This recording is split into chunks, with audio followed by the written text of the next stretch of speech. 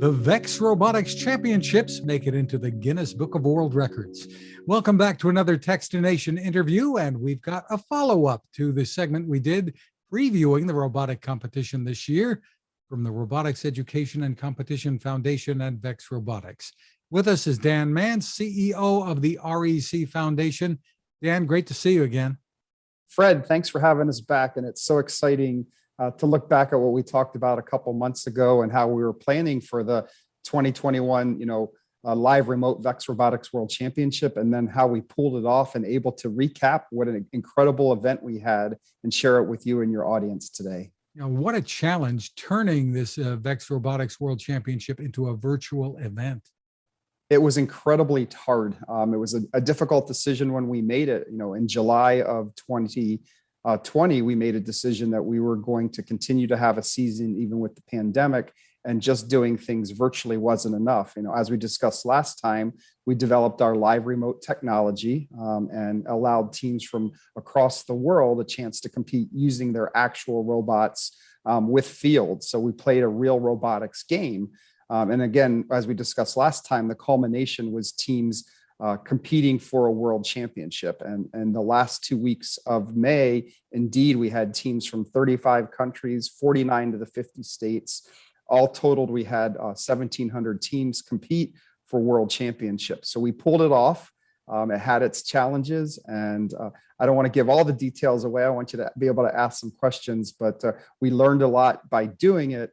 But we also had an incredible experience that we'll continue to use in the future. We don't expect that live remote technology to replace in-person events going forward, but we've truly found a platform that will allow more of the world and definitely more rural areas in the United States to compete in robotics. So it was kind of a science experiment, but isn't that what STEM is all about, is learning and trying things and adapting? And that experiment worked. Was it flawless? No, we had a couple issues along the way, but the overwhelming feedback we got from everybody was they had a great experience. They were glad for the opportunity to compete. And of course, it was all capped off by Guinness Book of World Records, recognizing us for having the largest remote robotics competition in history. Very exciting. A lot of companies, I think, and conferences have discovered that this new virtual setting, while it's not the same as being in person, does open things up to more people. And there are some new opportunities that have been discovered here. Yeah, I would agree. I think that although ours is STEM education and workforce development, I don't think these opportunities are just limited to our market. I think most people want to reach underserved communities, whether you're talking rural or areas that are just new to the infrastructure, or even areas like in Indiana where we have tremendous amount of success, and we frankly don't have the capacity to hold enough tournaments to give everybody a chance to play multiple times. So when I talk about underserved communities, I'm talking about the traditional underserved, but even areas that don't have the opportunities for many different reasons. And what being flexible and adaptable is we found a way now, by thinking outside of the box, you can bring these opportunities to more people. And for me, the most exciting moment, and this is what I was telling everybody, is early in our LRT VEX Robotics Live Remote World Championship. It was the very first day, all of a sudden on the big screen where we were showing all the matches going on, I snapped a picture because we had China, and we had Hong Kong, China playing. We had Bahrain, we had United States, of course, Canada, Mexico, and one of the European teams. And I'm like, we did this. And this is a model for other organizations to follow in the future. By thinking outside of the box, we can still bring the world together, and we can still bring STEM opportunities together.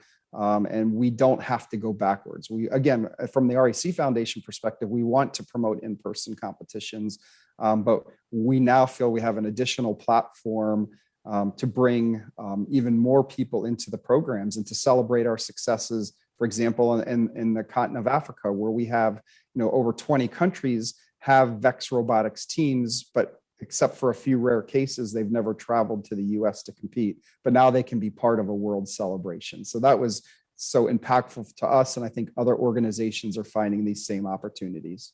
And you were even able to have your parade of nations there virtually. Tell me about that.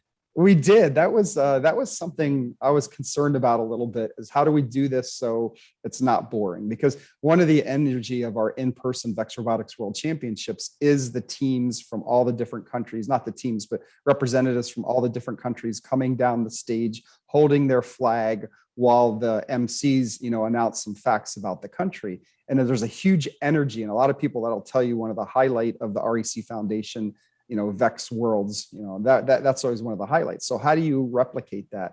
So what we did is we asked the teams from each country that were participating to send in pictures.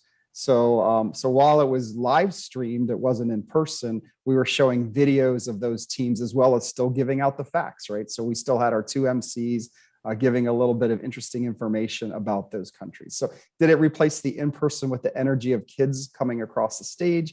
Maybe not so much, but the fact is we recognized every single country that was participating in the 2021 live remote VEX World Championship. So that was important to us, and I think we pulled it off. Well, you want to tell us a little bit about the results here, what you saw? Yeah, so it was really interesting, and we do have a lot of B-roll footage, and we're going to put some documentaries together soon. We're really, really busy right now getting ready for our next season, but we have a ton of footage. And basically, we set up control centers. VEX Robotics was kind enough to donate some space at their facility, and then we used all of our facility. And we still had a production truck come in, one of those big tractor trailers with all the production equipment you see, like for soccer or Monday Night Football. We had one of those parked in the parking lot. We actually had to get generators because we were using so much power. And then we had the Innovation First International, one of our partner sponsors, provided their IT team to make sure everything was staying connected.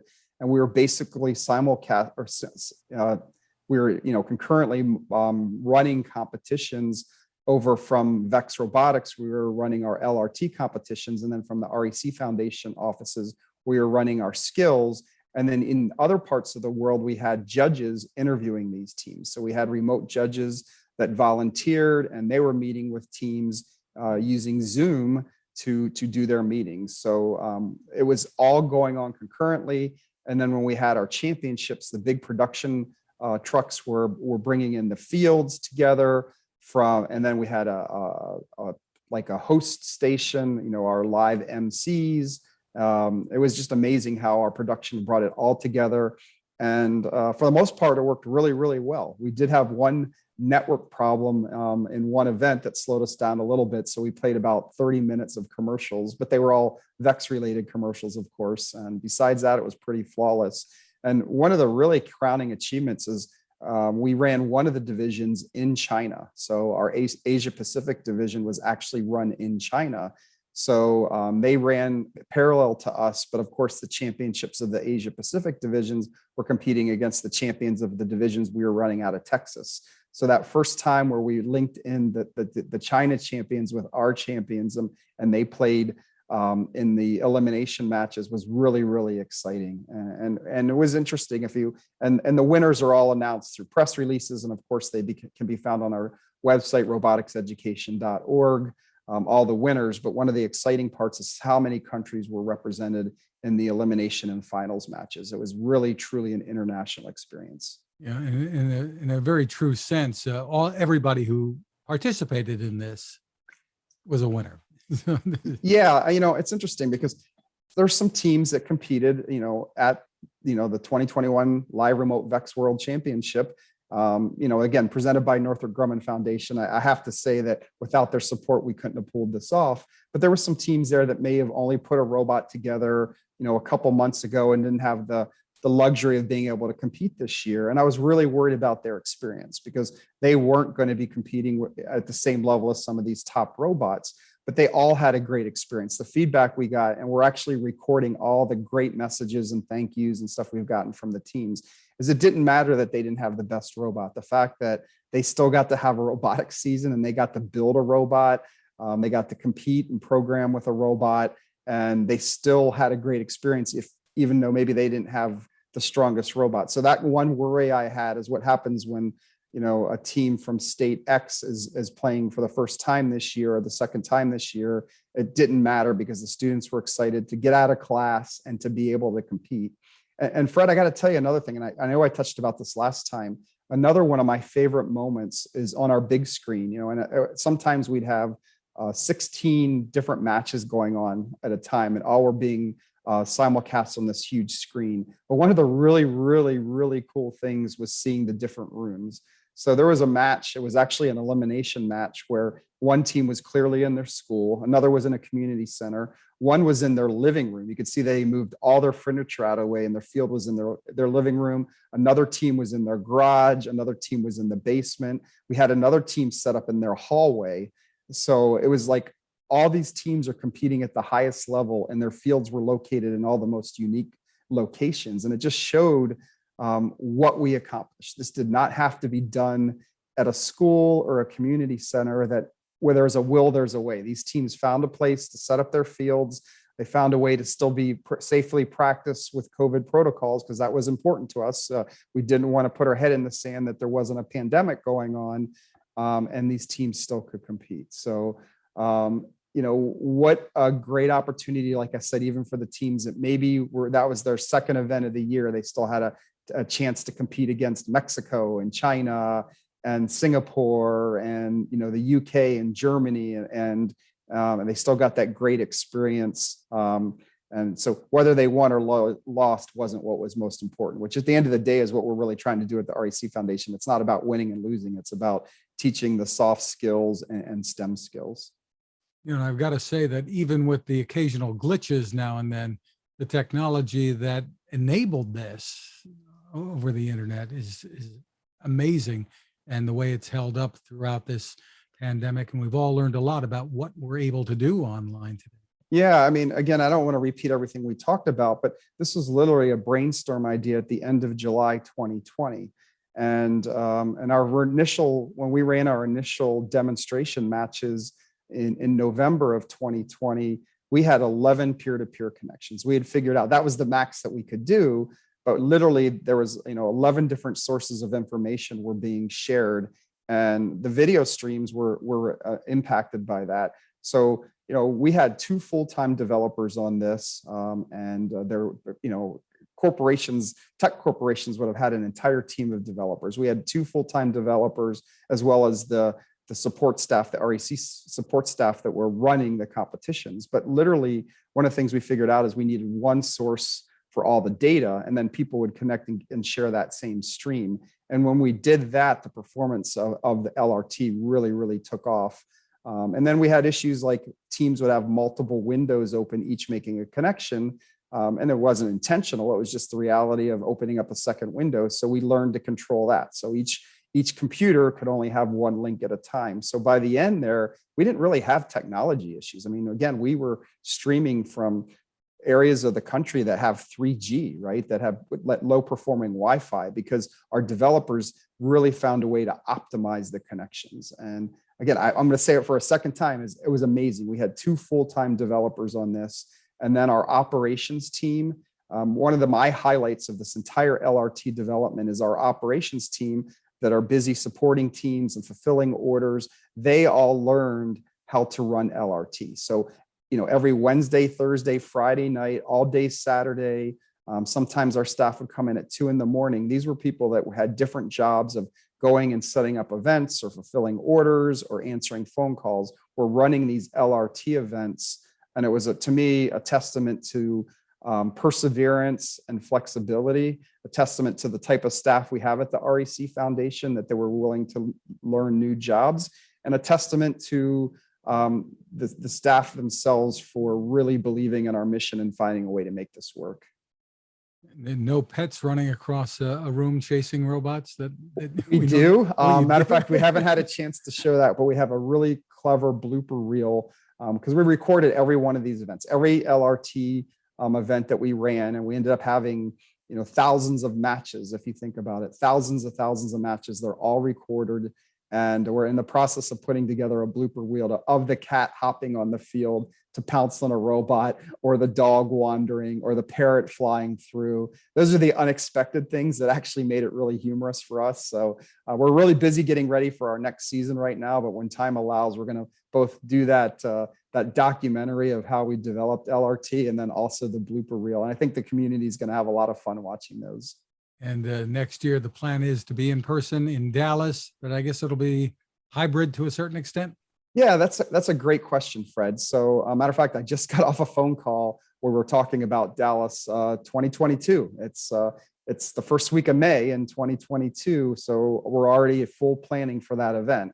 And we're going to have our largest in-person VEX Robotics World Championship ever. So Northrop Grumman, NASA, and TI, and of course, VEX Robotics themselves are all very important for them that we continue to grow our program. So our event in Dallas will be our largest ever.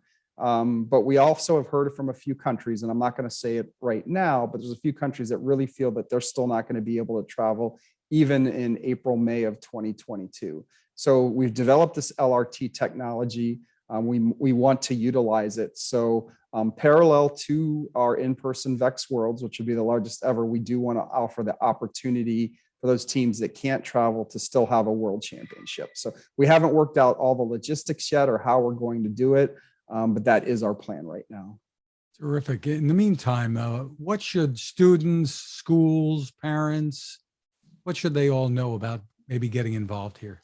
Yeah, so our focus this year is going to be on re-engagement. I announced at VEX Worlds that my number one goal is that every team that competed, every organization that had teams and teams that competed in the 2019-2020 season, we want to bring them back. So many teams, as much as they wanted to do it, they just couldn't do it with the pandemic. So that's what we're focusing on right now, is reaching out to every one of those teams and finding ways to bring them back.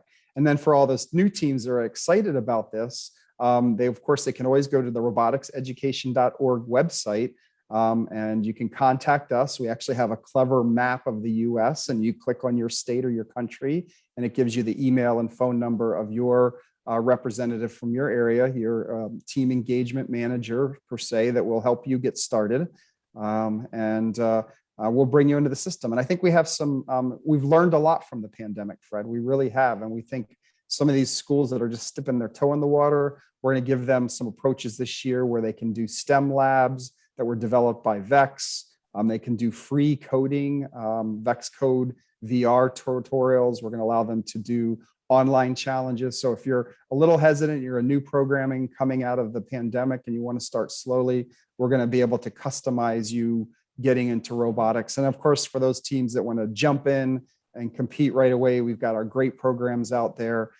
We just also, Fred, we just had our in-person VEX U and VEX AI competition world championships just 2 weeks ago. They were actually in person in Greenville, Texas.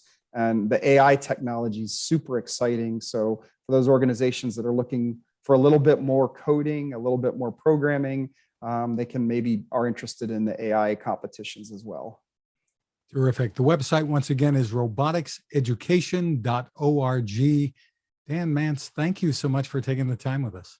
Thank you for having us back. And Fred, we'll keep you updated as we continue to evolve this technology and offer new programs. So we really appreciate the support we get from your organization to promote our STEM programs. And we thank you for being a voice out there. Thank you.